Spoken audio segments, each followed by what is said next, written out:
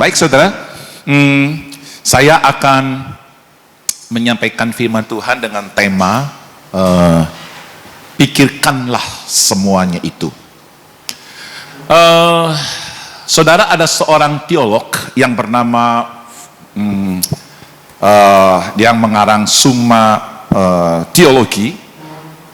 Dia mengatakan seperti ini saudara, bahwa pikiranmu tentang Tuhan ya, itu akan menentukan bagaimana engkau hidup, bagaimana engkau berperilaku, dan bagaimana engkau akan berhubungan dengan orang lain. Ya, itu Thomas Aquinas namanya ya.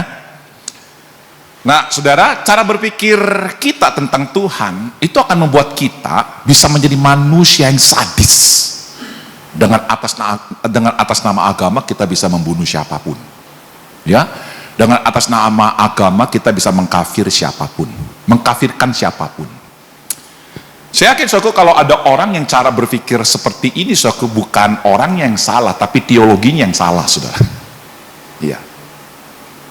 Seorang ateis yang bernama Feuerbach di dalam buku tentang ateis, ya, dia juga menyebut hal yang sama, saudara. Walaupun dia ini orang ateis, ya, pikiran kita tentang sesuatu yang terpenting itu akan menentukan situasi politik kita gimana, akan menentukan kekuatan negara kita, akan menentukan bagaimana kita bersosialisasi dan bermasyarakat, ya, dari tingkat keluarga sampai kepada tingkat yang lebih besar, yang namanya negara, saudara. Jadi kalau saya mengatakan pikirkanlah semuanya itu, ini bukan sesuatu yang sederhana, yang hanya sekedar khotbah. Saya ingin katakan saudara, ini adalah membahas sesuatu yang sangat esensi di dalam kehidupan kita, saudara. Ya, kenapa itu esensi? Nanti saya akan jelaskan. Mari bersama-sama kita buka Filipi pasal 4 ayatnya yang ke kok bisa lompat? Oke ya. Filipi pasal yang keempat ayatnya yang ke-8. Yuk, mari kita baca sama-sama. 1, 2, 3. Jadi akhirnya saudara, semua yang benar, semua yang mulia, semua yang adil, semua yang suci, semua yang manis, semua yang sedap didengar, semua yang disebut kebajikan dan patut dipuji, pikirkanlah semuanya itu. Kenapa saya katakan tadi itu sebagai sesuatu yang esensi, saudara?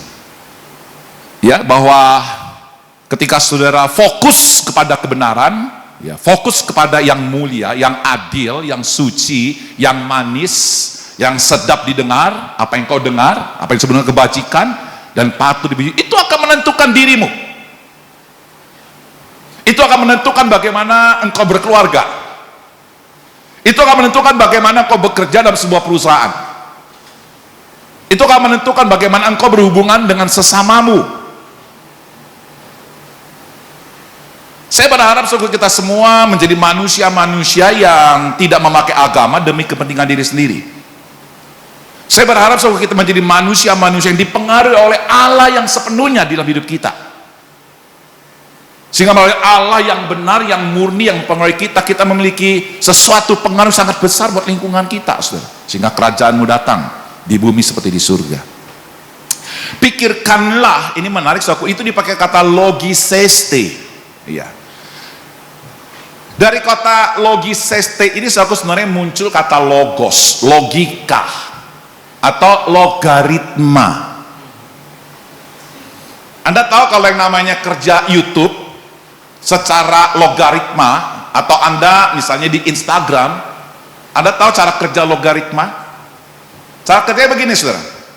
Kalau Anda misalnya ketik sesuatu, misalnya, ya kayak saya nih, saudaraku, saya senang dengan Kompas, berita Kompas. Jadi tiap kali saya setel Kompas, itu otomatis nanti besok ketika saya buka, itu berita tentang Kompas. Jadi yang Tempo itu semua kagak ada, mungkin Tempo itu nomor 100. Jadi apa yang menjadi fokus saudara setiap hari itu akan membuat sesuatu menjadi nomor 1 dalam pikiranmu. Saya kalau di Instagram, saudaraku ya, suka yang membuka itu namanya apa, saudara ya? Software lah, gitu-gitulah, saudara ya. Ya, toolkits itu semuanya, saudaraku ya. Heran, saudaraku ya. Setiap kali saya buka itu, saudaraku, tiba-tiba ada sederetan, kadang-kadang suka muncul gitu ya. Yang pertama kali ya toolkit, saudara. Itu cara kerja logaritma. Dan saya ingin katakan saudara bahwa cara kerja logaritma itu bukan sesuatu ciptaan manusia, tetapi ini sebenarnya sudah ada. Alkitab katakan, saudaraku, logiseste. Kenapa itu adalah sesuatu yang sangat esensi? Bukan saja karena ini akan membuat sesuatu yang muncul tiba-tiba menjadi sebuah pikiran nomor satu yang akan menentukan segala sesuatu.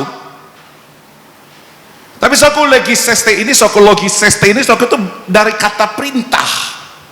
Ya, present, imperatif, middle pasif. Wah, ini nenek moyang apa nih? Nanti saya jelasin ya. Present itu artinya saudaraku setiap waktu. Lah, saya pengen tanya, setiap hari kita buka YouTube tentang apa, saudara? Saya pengen tanya, ketika setiap hari tentang kita buka Instagram itu tentang apa, saudara? Saya nggak tahu saudara, apa yang kau baca, apa yang kau dengar, apa yang kau lihat itu apa? Dan apa yang menjadi konsentrasi, menjadi fokusmu, percaya itu akan mengasah logikamu, sehingga logikamu itu akan menjadi sebuah logika yang berdasarkan apa yang saudara dengar, apa yang saudara lihat, dan apa menjadi konsentrasimu. Kalau untuk sebagian orang, saudara, sebagian orang, kalau menikah dengan 100 wanita nggak jadi masalah, itu logis. Kenapa, saudara? Karena dalam tanda petik kebenaran yang mereka pelajari, punya istri 100 nggak apa-apa. Kemudian ada seminar-seminarnya lagi. Ada seminar-seminar bagaimana cara buat poligami. Waduh, semangat banget begitu ya untuk ikut seminar ini kan. Saudara jangan pikir bahwa ini hanya untuk kalangan seberang loh. Ya, di Rusia ada seminar-seminar ini, saudara. Itu dari kalangan Kristen Ortodoks itu ada, saudara. Ya, jadi begini, saudara, apa yang menjadi fokus kita itu akan menentukan logika kita akan diarahkan kemana. Jadi buat saya, saudaraku, logika yang sehat itu adalah logika yang nanti saya akan jelaskan di sini. Nah, itu dalam bentuk perintah. Ya, dalam bentuk perintah. Kalau itu dalam bentuk perintah itu artinya ada kepentingan, saudara. Ada suatu kepentingan. Nah, sekarang pertanyaannya, apa itu kepentingannya? Kalau kita membaca Filipi pasal 4:8, apa kepentingannya kalau kita fokus pada apa yang benar, pada apa yang mulia, pada apa yang adil, pada apa yang suci, apa yang manis, semua yang sudah dengar, apa sih kepentingannya gitu? Oke, sebelum saya menjawab apa itu kepentingan, Anda mesti tahu dulu apa itu yang disebut dengan istilah-istilah itu. Yang benar, yang mulia, yang adil, nah itu yang suci dan sebagainya. Coba mulai dari yang pertama, yang benar. Yang benar itu apa, saudara? Yang benar itu, kata benar di situ pakai kata aletheia. Aletheia itu, saudara, dalam dunia hukum, ya kalau di pengadilan, saudara, itu mengacu pada seseorang yang ada di lapangan ketika peristiwa itu terjadi. Jadi dia melihat, dia mendengar, dia mengalami. Nah, ini namanya saksi aletheia, saksi fakta. Saksi ini penting, saudara. Dia bisa membebaskan atau bisa menjebloskan. Jadi yang namanya aletheia ini penting, kebenaran mutlak ini penting. Dia bisa membebaskan, dia bisa memerdekakan, atau dia bisa mengikat. Makanya firman Tuhan bilang begini, kebenaran itu akan memerdekakan kamu, akan membebaskan kamu. Itu aletheia. Yang kedua, saudara, adalah semua yang mulia. Apa itu mulia? Ini berbicara value, saudara. Kebenaran itu harus melahirkan sebuah value. Value di perusahaan, value di keluarga, value dalam kepemimpinan gereja. Kalau di gereja kami, saudara, kami punya value kepemimpinan, kasih dan setia. Ya, setia itu hati anak, kasih itu hati bapak. S itu apa? Siap dikoreksi. E itu apa? Empati. T itu apa? Tunduk. I itu apa? Inisiatif. A itu apa? Andal. Jadi kalau kamu mau jadi pemimpin gereja, mau jadi bapak-bapak rohani, jadi dulu anak rohani. Nah, setelah itu aku masuk ke nilai kasih, value kasih. K itu apa? Kristus. Seorang bapak rohani tidak boleh membawa jemaat itu fokus pada si pembicara. Itu bahaya banget, saudara. Iya, dia harus mengarahkan kepada Kristus. Sebagaimana Paulus mengarahkan Timotius, Titus, semua jemaat kepada Kristus, begitu loh. Bukan kepada dirinya, kepentingan dirinya. K, A itu apa? Arahan. Seorang pemimpin itu harus memberikan arahan pada anak-anak rohaninya. Paulus itu banyak kasih arahan, ya. Kemudian apalagi S itu seimbang antara lembut dan tegas, ya. Terus I itu apa? Integritas. H itu apa? Harapan. Itu value. Value yang lahir dari kebenaran yang mutlak. Kebenaran mutlak itu mengacu pada orang yang ada sebuah pengadilan, gitu ya. Kebenaran mutlak itu berbicara sebuah kebenaran yang datang dari atas. Di dalam keluarga kita, so ada value enggak? Nah, ya, saya kan pernah bikin seminar di sini, yaitu KASHIA, kan? Value-nya apa? Kristus. Ya, apalagi A itu ampuni. Nah, yaitu apa? S itu setia. I itu apa? I masih ingat nggak? H itu apa? Nah, masih ingat nggak? Lupa semua, ya. Ya, nah itu value. So, kalau perlu value itu diulang-ulang, ditulis di apa tuh, kayak firman Tuhan, ditulis di tiang pintu, apa di pintu, kemudian di WC. Saya tadi waktu pipis, ada tuh, sorry maaf pipis, saya pakai pipis, ya. Ada value di situ tuh dalam bentuk lampu tuh, liatin nggak tuh? Ayo, siapa di sini laki-laki? Ketika kamu lagi pipis itu, lihat tuh, ada apa nama itu? Value di situ. Atau cuma hanya sekedar, oh ini menggambar tempel, gitu ya. Biar, saudara, saya langsung lihat, oh ini value bagus. Dan saya lihat, oh ini dari sumbernya saya percaya ini dapat dipertanggungjawab soal Alkitab. Jadi Pak Devi, banyak-banyaklah bikin gambar tempel. Ya, apalagi saudara, ya, semua yang adil.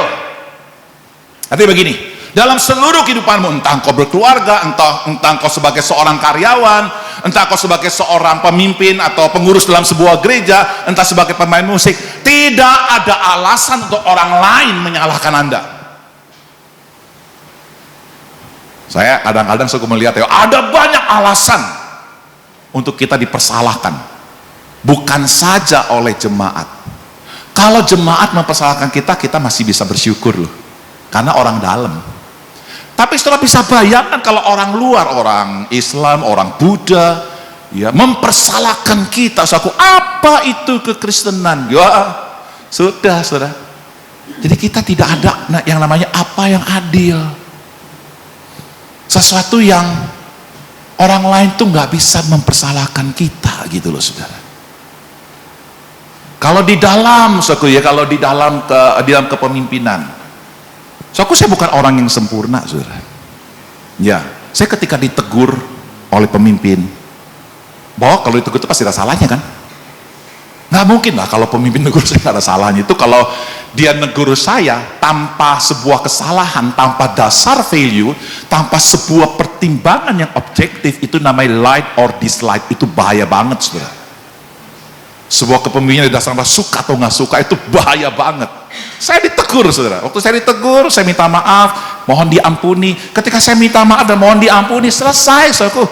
Jadi mereka tidak lagi bisa memakai kelemahan saya atau kegagalan saya dipakai untuk menuduh terus. Karena saya sudah minta maaf dan saya mau berubah. Itu namanya yang adil, saudara. Apalagi semua yang suci. Suci itu sebenarnya kalau itu kata yang sama yang dipakai di dalam ucapan bahagia Yesus. Berbahagialah orang yang murni hatinya. Itu murni. Jadi ketika dia ada di manapun, dia tuh nggak punya dia nggak punya agenda pribadi, saudara, yang disebut dengan kepentingan diri sendiri, hawa nafsu. Dia tidak punya agenda untuk demi menjawab kepahitannya. Dia tidak punya agenda demi yang namanya uang. Uang itu segala-galanya. Hatinya bersih. Di Alkitab itu menyebutkan ada 3. Saya ini di dalam konseling, saudara, ya. Saya punya teori, ya, sebuah kehancuran struktur kejiwaan seseorang itu disebabkan oleh 3 akar ini. Yang pertama, kepahitan. Yang kedua, cinta diri. Yang pertama, cinta kepahitan. Yang kedua, cinta diri. Yang ketiga, cinta uang. Ini kalau 3-tiganya ada, rusak gitu. Rusak dia. Apalagi kalau yang satu saling menguatkan, terjadi yang disebut dengan perikoresis trinity. Ya, saya sebut. Jadi tarian Allah Tritunggal yang sangat jahat, itu akan menghancurkan hidupmu. Jadi jangan main-main dengan namanya kepahitan. Soalnya ketika engkau kepahitan, itu akan menarik dua yang lain tuh. Mencintai diri dan mencintai uang. Kalau Anda mencintai uang, nanti akan menarik kepahitan, akan menarik yang namanya cinta uang, cinta diri. Dan seterusnya itu akan saling menguatkan, saudara. Saudara murni nggak hatinya? Maksudnya bebas dari tiga ini, saudara. Ya, saya berdoa, nggak ada seorang pun di sini ketika aku di gereja, ketika aku bekerja di dalam keluarga, ini masih ada. Itu kalau masih ada itu sampah yang akan merusak pernikahanmu, hubunganmu dengan suami istri, orang tua dengan anak. Itu akan merusak gereja, itu akan merusak masyarakat, saudara. Itu akan merusak kantormu. Ya, apalagi itu? Semua yang manis. Yang manis itu apa artinya? Ya manis. Bukan dijilat manis, saudara, ya bukan ya, seperti kayak ada pakai teh dikasih gula itu ya. Semua yang manis, kalau Anda mau tahu apa lawan manis, itu yang pahit. Ya memang kita nggak bisa lepas dari yang namanya kepahitan lingkungan begitu ya, kita nggak bisa, saudara. Tapi kita jangan konsentrasi di situ. Ya, semua yang manis. Ya, semua yang sedap didengar. Nih saya pengen tanya nih, lagu-lagu yang kamu gandrung itu lagu-lagu apa? Lagu-lagu rohani kah? Saya tuh kadang-kadang ya melihat ada orang-orang kok dia bisa nangis gitu ya. Nyanyiin lagu-lagu Korea, nangis loh. Saya lihat kadang-kadang anak saya nangis loh. Lagu Korea aku bisa nangis gitu loh. Cuma saya heran ada banyak orang Kristen nyanyi lagu Kristen nggak pernah nangis. Tadi nyembah nggak bisa nangis, bahkan bisa ketakutan, kaki-kaki, saudara. Tapi kalau lagu rohani, kayaknya biasa aja. Hati-hati loh, saudara. Hati-hati. Itu berarti ada sesuatu yang bahaya akan masuk, yang akan membentuk logikamu, logaritmamu, cara berpikir logismu. Apalagi itu? Terus kemudian apalagi itu ya? Semua yang disebut kebajikan, virtue, yaitu sesuatu yang betul berkenan di hadapan Tuhan dan patut dipuji. Begini, saudara, satu kelompok masyarakat yang paling banyak dapat pujian, kelompok itu akan menjadi sebuah kelompok perekat, pengikat, penyedot. Tapi kan pertanyaannya begini, dipuji karena apa? Apakah karena pemain musiknya bagus-bagus semua? Sound systemnya hebat-hebat semua? Saya berdoa, saudaraku, ada sesuatu yang lebih dari itu. Nanti orang-orang saudaraku datang di sini memenuhi tempat ini untuk beribadah kepada Tuhan. Mereka memuji karena apa? Karena di tempat ini banyak orang yang memang memiliki karakter Kristus. Oke, jadi saudaraku itu logisnya. Jadi begini, lu pikirkan ini tuh yang benar, yang mulia, yang adil, yang suci, yang manis, yang sedap didengar, kebajikan, yang patut dipuji. Ayo konsentrasi di situ, pikirkan di situ, supaya nanti kamu punya logikmu itu, logaritmamu itu akan betul-betul dipengaruhi oleh ini nih. Sehingga nanti tak kalah logaritmamu berpikir ditentukan oleh ini, maka nanti yang pertama muncul ini akibat pengaruh ini. Nah, tadi saya sebutkan kan, logiseste itu apa? Itu kan perintah. Artinya begini, saudaraku, ada sebuah kepentingan. Nah, sekarang kita lihat ya, kepentingannya apa, saudaraku? Ketika kita konsentrasi ini, yang pertama coba kita lihat, ya, kita lihat ya. Itu dia. Kenapa kok bisa berlompat? Ya, oke, ya terus teguh dalam Tuhan. Ya, dikatakan begini, berdirilah juga dengan teguh dalam Tuhan. Saudaraku, saya pengen tanya ini, siapa di antara saudara ketika saudara menghadapi pergumulan, ketika saudara menghadapi tantangan, kelihatannya saudara nggak ada jalan keluar, begitu, aduh berat banget gitu ya, lalu Anda berdoa begini, Tuhan berikan saya iman, Tuhan berikan saya jalan keluar, Tuhan. Ayo, siapa yang seringkali doanya kayak begitu? Kalau Anda berdoa kayak begitu, saudara, saya ingin katakan begini, tak kalah kita percaya pada Yesus, Roh Kudus yang tinggal dalam diri kita, saya ingin katakan begini, iman itu nggak pernah hilang. Berikan aku iman, seolah-olah imannya kagak ada, saudara. Iya dong. Berikan aku iman artinya apa? Selama ini gua nggak punya iman. Betul kan ya? Jadi sama lu orang Kristen apa gitu loh kalau nggak punya iman gitu. Cuman problemnya logaritma berpikir kita itu akan menentukan prioritas. Nah, kalau kita menghadapi tantangan karena kita konsentrasinya salah, fokusnya salah, maka iman itu nomor 100 nggak muncul, saudara. Soalnya ketika saya diminta sama Tuhan untuk lu keluar dari gereja, mati saya, saudara. Hidup dari mana kalau saya keluar dari gereja? Saya diminta untuk pergi ke China. Lu di China itu saya nggak dapat support apapun, saudara. Tapi ketika saya melihat ada tantangan seperti itu, secara logaritma muncul, lu taat. Taat itu yang muncul, saudara. Bukan bernegosiasi atau berontak kepada Tuhan. Taat. Ketika saya ribut sama istri ini, pernah ribut nggak sama istri? Pernah saya berdarah-darah nggak?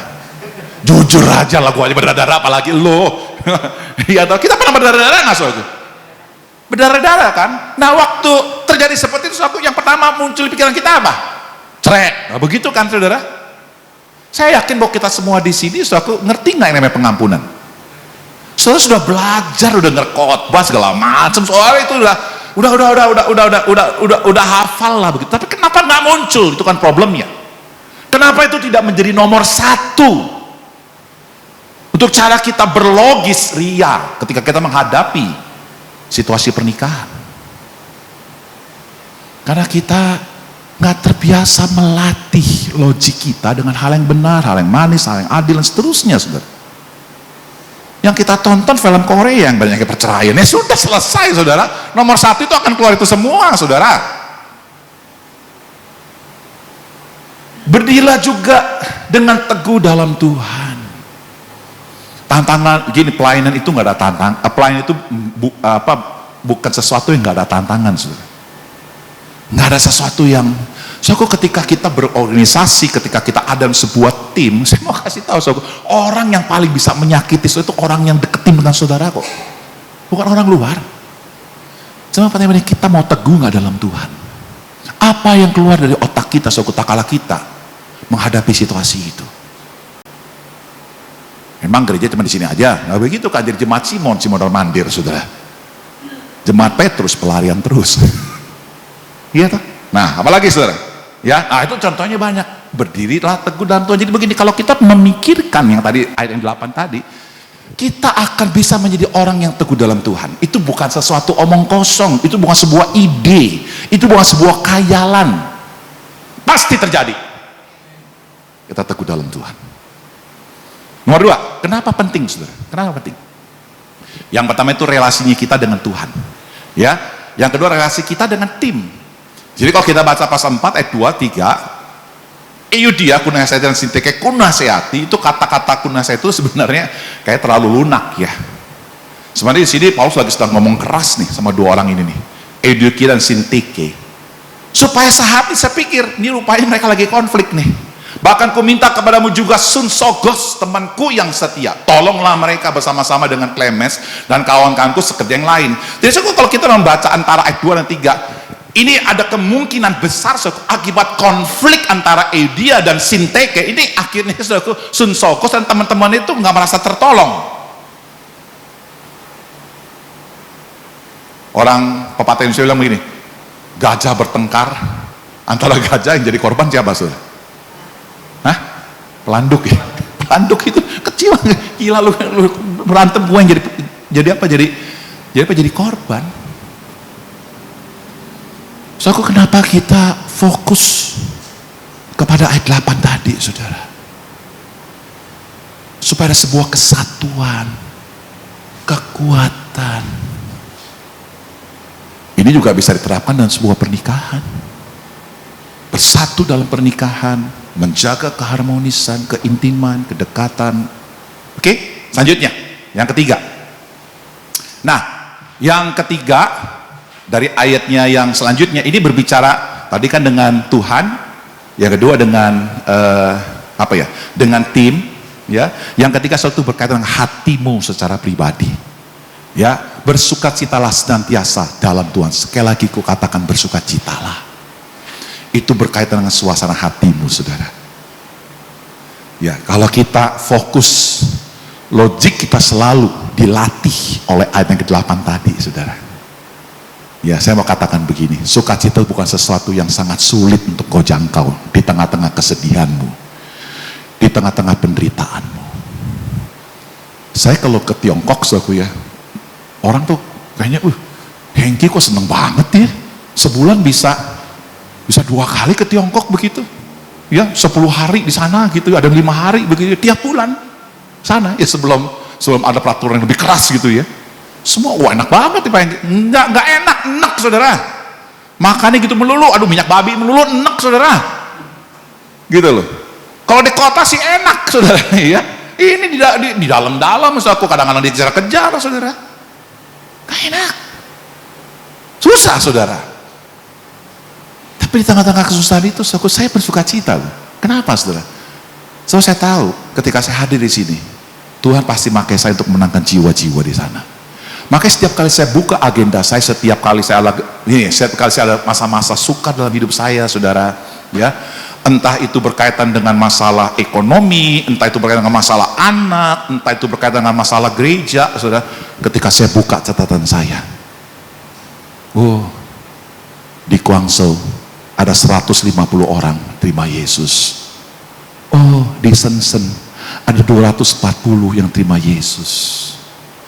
Di Chongqing ada 87 yang terima Yesus. Hatiku tuh bersuka cita loh, saudara. Tiba-tiba hilang tuh pergumulan itu, saudara. Ada satu kekuatan gitu loh. Sukacita itu kata dasarnya karis dalam bahasa Yunaninya. Itu anugerah. Jiwa-jiwa yang dimenangkan bagi Tuhan lewat saya, itu adalah anugerah yang tak terhingga. Sehingga di tengah kesulitan suatu, ketika saya melihat orang-orang ini, puji Tuhan. Saya melayani di sebuah gereja, suatu di pinggir kali, saudara. Ya, tapi ketika saya melihat banyak orang yang saya menangkan, suatu di tengah pergumulan sangat berat di dalam pelayanan yang saya lakukan, saya bersuka cita. Karena ada orang-orang yang yang melalui penginjilan saya, orang itu terima Yesus. Saya suka penginjilan itu kalau malam-malam, suatu jam 11 malam. Saudara bingung ya? Itu memang saya, saudara. Saya tuh kalau pulang dari Depok ke Cengkareng, saudara, itu saya paling suka tuh naik kereta api yang sekitar jam 10.30 sampai jam 11. Kenapa? Sepi Depok. Lagi rame mah bahaya, saudara. Sepi Depok, orang lagi duduk, termenung, Tuhan. Saya tanya sama Tuhan, dia lagi mengalami masalah apa? Tiba-tiba di pikiran muncul, kecewa, putus asa. Udah saya deketin. Kamu lagi putus asa. Saya cuma ngomong gitu, nangis dia, saudara. Nangis. Mau nggak kita saling membantu ya? Udah, proses follow up, terima Yesus. Ya, ada orang saudara ya, suami istri terima Yesus. Saya ketika menghadapi pergumulan, saya lihat 2 orang itu aja, hilang tuh. Segala pergumulan yang, pergumulan organisasi bikin pusing, saudara. Tapi ketika saya melihat 2 orang ini, hatiku bersuka cita, saudara. Saya kadang-kadang melihat yang namanya Ibu Maisena itu di Taman Kencana itu satu jiwa yang juga memang saya muridkan. Dia bukan orang yang saya menang, tapi saya muridkan. Dia menjadi kamus Alkitab berjalan, saudara. Hati saya bersuka cita. Oke, ya jadi bersuka citalah nanti. Selanjutnya, ya. Sikap yang penuh dengan anugerah. Hendaklah kebaikanmu diketahui semua orang. Tuhan sudah dekat. Saya ingin katakan bagi saudaraku, sekarang banyak orang lagi sedang berusaha mencari-cari kesalahan kita. Tapi saudaraku, orang-orang itu akan tutup mulut kalau kita memiliki sebuah kebaikan hati kepada siapapun. Kita mungkin bisa keliru di dalam cara, tapi orang pasti bisa membaca bahwa ada sesuatu yang lebih dalam, yaitu tentang hatinya. Kita punya gracious attitude, itu saudaraku dalam terjemahan bahasa Inggrisnya itu dari ISV ya, let your gracious attitude, saudaraku. Jadi biarlah yang namanya sikap beranugerah ya kepada sesamamu, attitude-mu itu loh. Bukan attitude menghakimi. Ya, bukan attitude mengkafir-kafirkan. Ya. Jadi kalau ada orang Kristen mengajarkan bahwa di luar dari kepercayaan kita itu kafir, saudara mesti belajar dalam-dalam. Ya. Tapi saudara jangan berpikir bahwa saya itu kompromi dengan agama mereka, enggak. kita mesti bersikap anugerah di dalam konteks teman sebangsa Indonesia yang megang Pancasila, yang megang NKRI, yang megang Bhinneka Tunggal Ika, yang megang apalagi itu 4 pilar, saya jadi lupa deh. Itu value tuh, itu value sudah. Apa yang mulia. Ya, oke. Jadi kebaikan hatimu. Ya, termasuk teman-teman kita yang mungkin bisa salah. Lalu apakah kalau kita bersikap anugerah, kita membiarkan kesalahan? Enggak.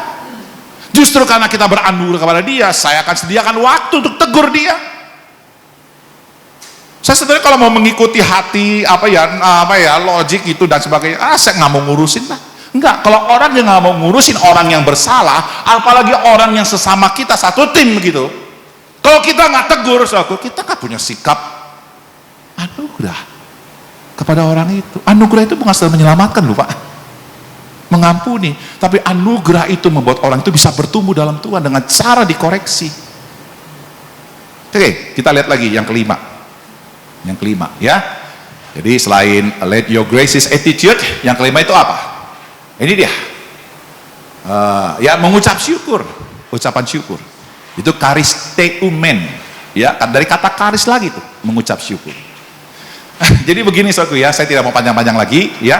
Jadi begini, orang yang betul-betul logiknya terbentuk di dalam, karena pasal 4 ayat yang ke-8, doanya itu penuh dengan ucapan syukur, bukan penuh dengan keluhan, saudara. Saya tidak mengatakan kita nggak boleh mengeluh dalam doa, tapi apakah kau tutup nggak dengan ucapan syukur di tengah keluhanmu? Ya, saya tahu, saya lagi sedih, saya lagi beban berat dan sebagainya. Tapi Tuhan, aku percaya, aku bersyukur padamu.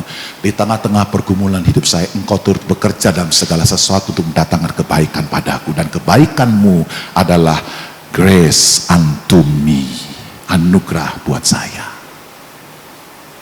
Oke. Kemudian kita masuk lebih lanjut. Yang ke-7, ya damai sejahtera. Pasal 4 ayat 7 itu, saudara memiliki damai sejahtera, itu artinya harmonis. Ya, saya ingin katakan begini saudaraku, Tuhan itu selalu berinisiatif harmonis dengan saudara. Nggak percaya? Baca Kejadian pasal 3. Ketika manusia jatuh dalam dosa, yang tidak mau harmonis siapa? Pertama, manusia yang coba berusaha untuk melanggar, makan buah yang dilarang sama Tuhan. Mungkin bilang, kok Tuhan nggak adil ya? Kok dikasih buah itu? Gimana nggak adil? Tuhan kasih 1 juta buah, hanya satu ini aja. Jangan begitulah sama Tuhan, suku kita nggak fair. Hanya gara-gara 1 buah kita nuduh Tuhan begitu. Padahal ada 1 juta buah yang suruh Tuhan makan, nggak apa-apa kamu makan. Tapi yang 1 ini jangan. Kenapa Tuhan kasih kita perintah tuh jangan makan ini? Supaya kita menyatakan cinta kita kepada Tuhan. Kita bukan mesin. Tak kala kita mau memilih mencintai Tuhan, saya mau memilih untuk taat sama Tuhan. Sebuah ketaatan tanpa cinta itu ketaatan mekanik yang satu saat akan membuat engkau capek dalam hal apapun. Capek, mekanik. Ketika manusia berdosa, Tuhan ngomong apa? Adam, Adam, di manakah engkau? Ini bukan lagi main tak umpet nih. Lu mau main tak umpet sama Tuhan, mau kalah udah. Tuhan mah tahu. Tapi ketika Tuhan nanya kayak begitu, sebenarnya Tuhan tuh pengen harmonis sama Adam, itu dicari. Tapi Adamnya ini yang keras kepala. Dan bahkan suatu ketika diusir, ya melahirkan keluarga yang nggak harmonis, saling membunuh kan? Siapa tuh? Si Kain membunuh siapa tuh? Habel kan? Udah nggak harmonis, saudara. Adam dan Hawa itu nggak harmonis, saling tuduh menuduh. Gara-gara perempuan ini kan si Adam. Perempuan bilang gara-gara si ular, udah nggak harmonis. Ketika nggak harmonis, aku alam semesta rusak, saudara.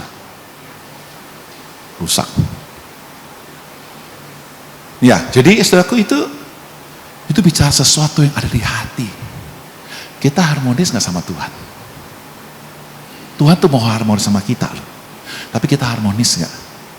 Atau kita mau lari dari Tuhan? Kita harmonis nggak sama istri kita, sama anak kita? Harmonis itu bukan bicara nggak ada keributan suatu ya, tapi fokus dari sebuah harmonis itu adalah di tengah keributan pasti akan ada sesuatu kekuatan kesatuan yang lebih baik dari yang sebelumnya. Itu harmonis. Oke, klik lebih lanjut. Tik. Oke. Nah, kita kembali lagi ke ayat 8. Tadi sudah ngerti ya, kenapa logiseste, kenapa itu perintah? Karena itu bicara tentang bagaimana kau teguh dalam Tuhan. Yang kedua, karena itu berbicara tentang tentang bagaimana hubunganmu dengan tim, dengan pelayanan, dengan keluarga, gitu loh.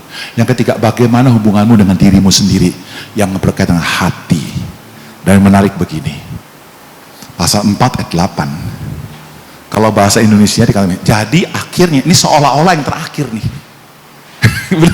Kesannya begitu ya, seolah-olah yang terakhir, gitu ya. Sebenarnya kalau dalam bahasa Yunani dipakai kata loipon. Loipon itu ada beberapa terjemahan kata beyond that, ya, di atas semuanya itu. Atau ada yang menerjemahkan begini, di balik semuanya itu. Jadi saat dari teguh dalam Tuhan, terus kemudian memiliki satu kekuatan tim, terus hati yang penuh dengan gracious, begitu ya. Di balik semuanya itu, ya ini dia. Jadi ini segala-galanya akan menentukan apakah kita mempunyai kekuatan iman, apakah kita mempunyai kesatuan kekuatan dalam tim, apakah kita memiliki sebuah hati yang penuh dan full di dalam anugerah. Beyond that, loipon.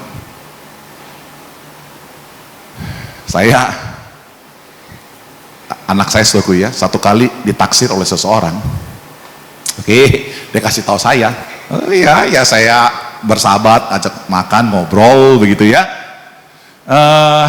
Wah, orangnya baik. Dari apa ya? Maksudnya baik itu dalam sisi pendidikannya, gitu ya. Yang kedua, oh baik sekali. Dia adalah orang yang tiap minggu ke gereja, begitu. Wah, kayaknya seneng banget ya. Pas aku lihat hubungan dengan orang tuanya, kurang ajar, saudara. Kurang ajar. Orang tuanya itu dibinatang-binatangin, saudara. Kan, wah, pendidikannya bagus, ya. Apalagi tuh, ke gereja. Beyond that. Nggak bener, hubungan sama orang tuanya kurang ajar. Sudah, selesai.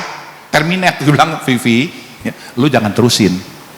Gawat, papa mamanya digituin, apalagi nanti lu. Jangan terusin. Apa udah kasih tahu. Lu kalau mau terusin nanti lu menderita. Saya ceritain tuh pernikahan-pernikahan ini dan sebagainya. Bukan gosip ya. Saya nggak sebutin nama gitu. Hancur mereka, saudara. Makanya kalau kami dalam love, sex and lasting relation, itu kami akan menolong anak-anak yang lagi sedang mau bercinta, lagi sedang bercinta. Faktor keluarga itu penting untuk dipikirkan baik-baik. Ya mau diterusin apa enggak? Makanya kalau ikut love, sex, and lasting relation bahaya, bisa putus, saudara. Oke, ya, jadi akhirnya. Nah, sekarang begini, saudara ya. Siapa di antara saudara yang mampu? Bukan satu yang benar loh. Semua yang benar. Bukan satu yang mulia. Semua yang mulia. Bukan satu yang adil. Saudara mampu nggak sih? Bahwa di dalam dirimu itu nggak ada satu apapun alasan yang bisa orang lain nuduh saudara. Mampu nggak? Saya nggak mampu, saudara. Semua yang manis, saudara mampu nggak untuk mendengar apa yang manis dan telingamu itu terbiasa di situ? Saya nggak mampu, saudara. Jadi begini, saudara. Menarik. Tadi kan saya katakan present imperatif. Nah, ini yang terakhir nih, middle passive. Saudara ngerti middle passive? Arti begini. Ini bukan engkau yang aktif. Bukan kita yang aktif. Artinya begini, lu jangan pusing. What is mean? Apa artinya? Kan kita disuruh kejar tiap hari. Tapi kenapa middle pasif?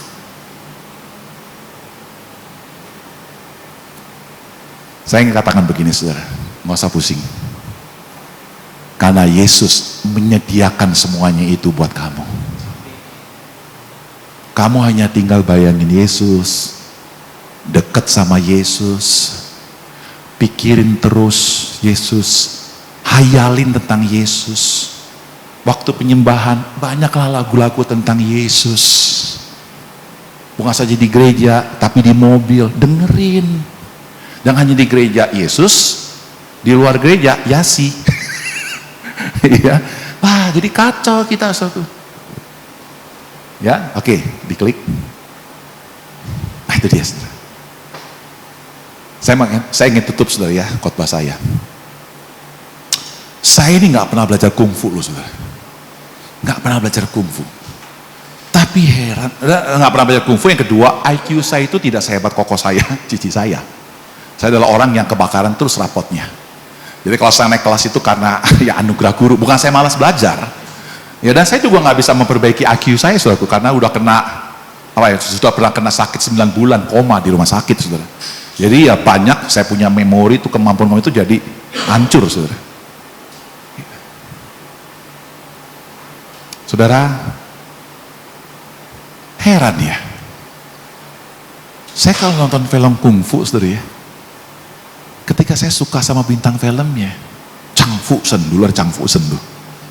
Ya heran tuh, totok banget tiba-tiba bisa sendiri loh. Gua nggak pernah belajar totok banget, saudara. Tapi kalau berantem maunya begini terus sama koko saya. Maunya begitu, saudara. Ya, nah koko saya tuh suka sama satu bintang film cakar macan gitu loh. Ya sudah, kalau lagi berantem dia cakar macan, kok totok banget.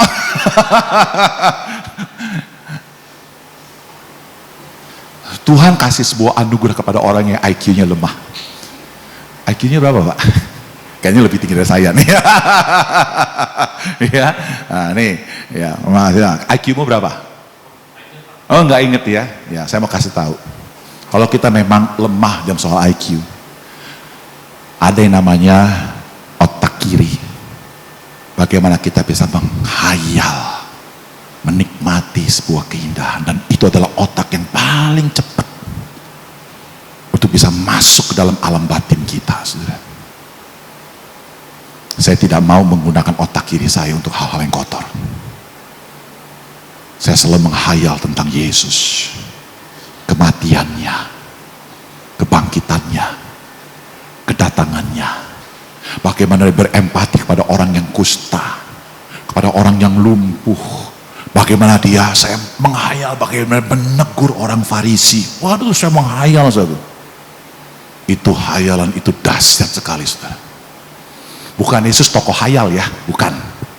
Saya bukan lagi sedang mengajarkan platonik di sini loh. Ya, bahwa Yesus itu hanya ide, bukan. Yesus itu adalah pribadi fakta yang ada dalam sejarah. Dia adalah Yesus sejarah, bukan Yesus ide. Saya dalamin, saudara. Saya berintimasi dengan Yesus. Saya menyembah dia. Yesus bilang begini, kalau kamu ada dalam aku dan firmanku tinggal dalam kamu, maka semua permintaanmu akan dijawab. Dan kamu akan memuliakan aku ketika engkau berbuah banyak. Dan ketika engkau berbuah, engkau disebut murid-muridku. Tuhan berkati saudara, mari kita berdoa.